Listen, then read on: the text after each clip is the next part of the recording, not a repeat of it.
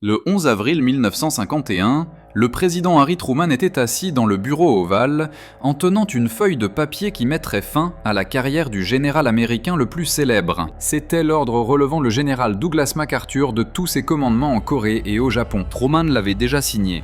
Dans quelques heures, il serait remis à MacArthur à Tokyo et la confrontation civilo-militaire la plus dramatique de l'histoire américaine atteindrait son apogée. Mais ce n'était vraiment pas à propos de la Corée. C'était à propos d'une erreur que Franklin Roosevelt avait commise pendant 5 ans pendant la Seconde Guerre mondiale. Une erreur qui hantait Truman depuis qu'il était devenu président. Et une erreur que Truman avait décidé 6 ans après la mort de Roosevelt de ne jamais répéter. Permettre à un général de croire qu'il était plus puissant que le président. L'histoire de la raison pour laquelle Truman a renvoyé MacArthur commence en réalité en 1942, quand Douglas MacArthur commandait les forces alliées dans le Pacifique. MacArthur s'était échappé des Philippines alors que les forces japonaises envahissaient les îles. Faisant sa célèbre promesse « Je reviendrai », il a été présenté comme un héros dans la propagande américaine, le général brillant qui mènerait l'Amérique à la victoire contre le Japon. Roosevelt avait besoin de ce récit, avait besoin de la persona plus grande que nature de MacArthur pour stimuler le moral du public. Mais Roosevelt savait aussi quelque chose que le public ne savait pas. MacArthur était presque impossible à contrôler, ignorait régulièrement les directives présidentielles et se considérait comme responsable devant personne. Le schéma a commencé tôt. En juillet 1942, Roosevelt et les chefs d'état-major interarmés ont décidé que l'offensive principale du Pacifique devrait passer par le Pacifique central sous l'amiral Chester Nimitz. Le théâtre du Pacifique sud-ouest de MacArthur étant un front secondaire. C'était une stratégie judicieuse. La route du Pacifique central dominée par la marine était plus courte et pouvait utiliser plus efficacement les avantages navals de l'Amérique. Mais MacArthur était violemment en désaccord. Il voulait que l'offensive principale passe par son commandement du Pacifique sud-ouest à travers la Nouvelle-Guinée et les Philippines. Cela prendrait plus de temps et coûterait plus de vies, mais cela ferait de Douglas MacArthur le héros qui libérerait les Philippines et vaincrait le Japon. MacArthur n'a pas seulement plaidé sa cause par les canaux militaires, il a contourné Roosevelt et les chefs d'état-major interarmés en donnant des interviews à des journalistes amis, en divulguant des informations aux congressmen républicains et en faisant des déclarations publiques qui contredisaient directement la politique officielle. Il a dit aux reporters que la stratégie du Pacifique central était une tentative de prise de pouvoir par la marine et que seule sa stratégie pouvait gagner la guerre efficacement. Il a laissé entendre que Roosevelt prenait des décisions militaires pour des raisons politiques plutôt que stratégiques. C'était de l'insubordination frisant la mutinerie. La réponse de Roosevelt ? Rien. Il était ennuyé, certainement. Il s'est plaint à ses aides que MacArthur était impossible à gérer. Mais Roosevelt n'a jamais discipliné MacArthur, n'a jamais publiquement contredit, n'a jamais menacé de le relever de son commandement. Pourquoi ? Parce que Roosevelt avait fait un calcul politique. MacArthur était trop populaire pour être renvoyé. Les républicains l'adoraient. La presse le vénérait. Renvoyer MacArthur créerait une tempête politique qui pourrait endommager les perspectives de réélection de Roosevelt en 1944. Donc Roosevelt s'est accommodé de MacArthur, lui a donné plus de ressources que la stratégie ne l'exigeait et a laissé le général avoir son chemin. L'incident le plus grave s'est produit en 1944. Roosevelt et les chefs d'état-major avaient décidé à contre-cœur d'envahir les Philippines comme MacArthur l'exigeait, bien qu'il croit toujours que les contourner pour Formose avaient plus de sens stratégique. Les débarquements au golfe de Leyte étaient prévus pour octobre 1944. Mais MacArthur, dans sa mégalomanie caractéristique, a organisé un spectacle de relations publiques qui a rendu Roosevelt furieux, mais que Roosevelt a encore refusé de punir. MacArthur s'est arrangé pour patauger à terre au golfe de Leyte avec des photographes capturant le moment, prononçant son discours « Je suis revenu » pour les caméras. C'était du pur théâtre, soigneusement chorégraphié pour un impact dramatique maximal. Mais MacArthur avait attendu à terre pendant des heures avant que la plage ne soit réellement sécurisée, se mettant en danger lui-même et son état-major pour une opportunité photographique. Pire encore, il l'a fait sans informer ses commandants navals et aériens qui ont dû se démener pour fournir une protection imprévue pour le coup de publicité du général. Quand Roosevelt l'a appris, il était furieux. Il a dit à son aide militaire, l'amiral William Leahy, c'est la chose la plus téméraire et la plus autopromouvante que j'ai jamais entendue. MacArthur a risqué sa vie et celle de son état-major pour une photographie. Et s'il avait été tué par un tireur d'élite japonais, toute la structure du commandement du Pacifique se serait effondrée. Leahy a demandé ce que Roosevelt voulait faire à ce sujet. La réponse de Roosevelt: Rien. Nous ne pouvons pas. Il est trop populaire. C'était du Roosevelt classique. Reconnaître le problème, s'en plaindre, mais refuser de l'affronter en raison de considérations politiques. L'insubordination de MacArthur a continué jusqu'à la fin de la guerre. En mars 1945, MacArthur a publiquement critiqué la décision d'utiliser des bombes atomiques contre le Japon, disant que ses forces terrestres pourraient gagner sans elles si elles recevaient un soutien approprié. Il contredisait la politique présidentielle, remettant en question l'arme que Truman devrait bientôt décider d'utiliser. Encore une fois, aucune conséquence. En août 1945, après la reddition du Japon, MacArthur s'est essentiellement fait l'empereur américain du Japon, émettant des directives et prenant des décisions politiques qui allaient bien au-delà de son autorité militaire. Quand Harry Truman est devenu président en avril 1945, il a hérité de cette situation. Un général qui avait passé 3 ans à ignorer l'autorité présidentielle sans faire face à aucune conséquence. Truman, qui avait été capitaine d'artillerie pendant la Première Guerre mondiale et comprenait la discipline militaire, était horrifié. Il a dit à son personnel: Roosevelt a laissé MacArthur faire la loi parce qu'il avait peur des conséquences politiques de le maîtriser. C'était une erreur. Le contrôle civil de l'armée n'est pas facultatif. C'est constitutionnel et je ne ferai pas de compromis là-dessus. Mais Truman n'a pas agi immédiatement. En 1945 et 1946, avec la Seconde Guerre mondiale qui venait de se terminer, et MacArthur supervisant l'occupation du Japon, Truman a jugé que ce n'était pas le moment d'une confrontation. MacArthur se débrouillait raisonnablement bien au Japon, mettant en œuvre des réformes démocratiques et gérant l'occupation avec une certaine compétence. Le coût politique de son renvoi serait énorme et Truman avait déjà assez de problèmes. Donc Truman a observé, attendu et documenté tranquillement chaque instance d'insubordination de MacArthur, construisant un dossier dont il pourrait avoir besoin un jour. Ce jour est venu le 25 juin 1950 quand la Corée du Nord a envahi la Corée du Sud.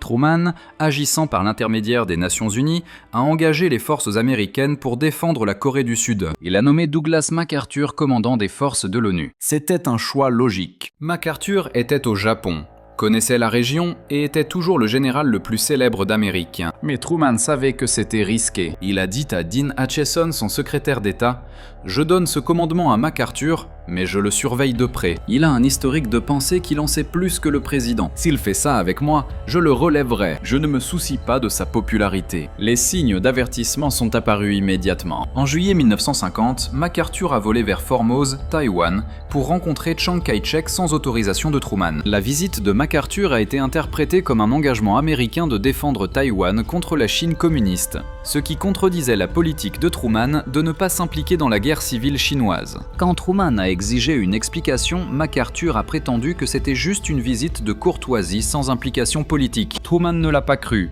mais l'a laissé passer avec un avertissement. En août, MacArthur a envoyé un message à la Convention des anciens combattants qui critiquait directement la politique asiatique de Truman, plaidant pour une position plus agressive envers la Chine communiste. Truman était furieux et a ordonné à MacArthur de retirer le message. MacArthur l'a fait, mais seulement après qu'il ait déjà été publié dans plusieurs journaux. C'était une insubordination calculée. Il semblait se conformer tout en s'assurant que les dégâts étaient déjà faits. Truman a dit à son personnel: « C'est exactement ce que Roosevelt a toléré de MacArthur pendant la guerre. Je ne le tolérerai pas. » Un incident de plus et c'est fini. La crise est venue à la fin de novembre 1950. MacArthur avait lancé une offensive majeure pour terminer la guerre de Corée, promettant à Truman que les forces américaines seraient rentrées à Noël. MacArthur avait assuré à Truman et au chef d'état-major qu'il y avait peu de risque d'intervention chinoise. Il s'était catastrophiquement trompé. Le 25 novembre, 300 000 soldats chinois ont traversé le fleuve Yalu et se sont écrasés contre les forces surextendues de MacArthur. C'était une défaite militaire dévastatrice, l'une des pires de l'histoire américaine. Les forces américaines et de l'ONU ont été forcées dans une retraite désespérée. La réponse de MacArthur à ce désastre a été de blâmer tout le monde sauf lui-même et de demander une expansion massive de la guerre. Il voulait bombarder la Chine, y compris potentiellement utiliser des bombes atomiques. Il voulait utiliser les troupes nationalistes chinoises de Taïwan pour envahir la Chine continentale. Il voulait essentiellement déclencher la Troisième Guerre mondiale. Et quand Truman a dit non, que les États-Unis n'étendraient pas la guerre en Chine, MacArthur a commencé à miner publiquement le président. En décembre 1950, MacArthur a donné une interview à US News and World Report critiquant la stratégie de guerre limitée de Truman. En mars 1951, MacArthur a émis une déclaration menaçant la Chine d'une action militaire élargie si elle ne négociait pas la reddition. sabotant directement les efforts diplomatiques de Truman pour arranger un cessez-le-feu. Puis, le 5 avril 1951 est venu le coup final. Le chef républicain de la Chambre, Joseph Martin, a lu sur le sol du Congrès une lettre de MacArthur critiquant la politique de Truman en Corée et plaidant pour la stratégie alternative de MacArthur. Truman a lu la lettre et a pris sa décision immédiatement. Il a appelé ses principaux conseillers, le secrétaire d'État Dean Acheson, le secrétaire à la Défense George Marshall, le président des chefs d'état-major interarmés Omar Bradley et le chef d'état-major Averell Harriman. Truman leur a dit « Messieurs, MacArthur ne m'a laissé aucun choix. Il défie publiquement l'autorité présidentielle. Il essaye de dicter la politique étrangère. Il tente de déclencher une guerre plus large que j'ai explicitement interdite. C'est de l'insubordination, et je vais le relever de son commandement. » Les conseillers étaient divisés. Marshall lui-même, un général 5 étoiles et la figure militaire la plus respectée d'Amérique, a soutenu la décision de Truman. Il a dit « Monsieur le Président, les officiers militaires ne font pas la politique étrangère. Ils ne contredisent pas publiquement le commandant en chef. MacArthur a franchi une ligne qui ne peut pas être franchie à nouveau. Vous devez le renvoyer. » Omar Bradley était d'accord. « MacArthur a oublié qu'il travaille pour vous. Pas l'inverse. Ce n'est pas à propos de la stratégie de Corée, c'est à propos du contrôle civil de l'armée. Vous devez agir. » Mais Harriman, l'opérateur politique, a averti « Monsieur le Président, ce sera la décision la plus controversée de votre présidence. MacArthur est bien aimé. On vous accusera d'avoir perdu la Corée, d'avoir apaisé le communisme, d'avoir renvoyé un grand général par pure malveillance. Les républicains vous crucifieront. Vos taux d'approbation s'effondreront. Êtes-vous sûr de vouloir faire cela ?» La réponse de Truman a été immédiate et ferme. « Averell, je m'en fiche. » Franklin Roosevelt a laissé MacArthur piétiner l'autorité présidentielle pendant 5 ans parce qu'il s'inquiétait des conséquences politiques. C'était mal à l'époque et ce serait mal maintenant. La Constitution dit que le président est commandant en chef, pas MacArthur, moi, et je vais faire respecter cela. Truman a passé les jours suivants à examiner chaque instance d'insubordination de MacArthur depuis juin 1950, construisant un dossier accablant. Marshall a aidé en documentant la perspective militaire. MacArthur avait désobéi aux ordres, induit ses supérieurs en erreur sur les intentions chinoises et plaidait maintenant publiquement pour des politiques qui pourraient déclencher la Troisième Guerre mondiale. Les chefs d'état-major interarmés ont unanimement soutenu le renvoi de MacArthur. Même eux, tous des officiers militaires eux-mêmes, ont reconnu que MacArthur était allé trop loin. Le 9 avril, Truman a rencontré ses conseillers une dernière fois. Il a demandé à chacun d'eux directement « Soutenez-vous le renvoi du général MacArthur ?» Marshall. Oui. Bradley? Oui. Les autres chefs d'état-major interarmés? Oui. Acheson? Oui. Harriman, le conseiller politique, a hésité mais a finalement dit « Monsieur le Président, politiquement c'est un désastre, mais constitutionnellement c'est nécessaire, donc oui. » Truman a dit « Alors c'est décidé, rédigez l'ordre. » L'ordre a été rédigé ce soir-là. C'était brutalement simple. Je regrette profondément qu'il devienne mon devoir en tant que président et commandant en chef des forces militaires des États-Unis de vous remplacer en tant que commandant suprême de puissances alliées, commandant en chef du commandement des Nations Unies, commandant en chef de l'Extrême-Orient et commandant général de l'armée américaine en Extrême-Orient. Vous remettrez vos commandements avec effet immédiat au lieutenant général Matthew B. Ridgway. Truman l'a signé le 10 avril. Le plan était de le remettre à MacArthur par les canaux militaires appropriés le 12 avril, donnant à MacArthur le temps de se préparer à la transition. Mais le 11 avril, un reporter a eu vent de l'histoire. Le secrétaire de presse de Truman est venu le voir d'urgence. Le Chicago Tribune était sur le point de publier que MacArthur était renvoyé. Si MacArthur l'apprenait par la presse plutôt que par les canaux officiels, ce serait une humiliation supplémentaire. Truman a pris une décision rapide. L'annoncer immédiatement. À 1h du matin le 11 avril 1951, Truman a tenu une conférence de presse annonçant que le général Douglas MacArthur avait été relevé de tous ses commandements. Les reporters étaient stupéfaits. À l'aube, la nouvelle était sur chaque station de radio et à la une de chaque journal en Amérique. Le président Truman avait renvoyé le général MacArthur et la réaction a été explosive. Les républicains étaient apoplectiques. Le sénateur Joseph McCarthy l'a appelé la plus grande victoire que les communistes aient jamais remportée. Le sénateur Richard Nixon a dit que Truman avait perdu ses nerfs. Le sénateur Robert Taft a suggéré que Truman devrait être destitué. Les journaux à travers le pays ont condamné la décision. Le taux d'approbation de Truman, déjà bas en raison de l'impasse coréenne, a chuté à 23%, l'un des taux d'approbation présidentielle les plus bas jamais enregistrés. Truman a reçu des menaces de mort.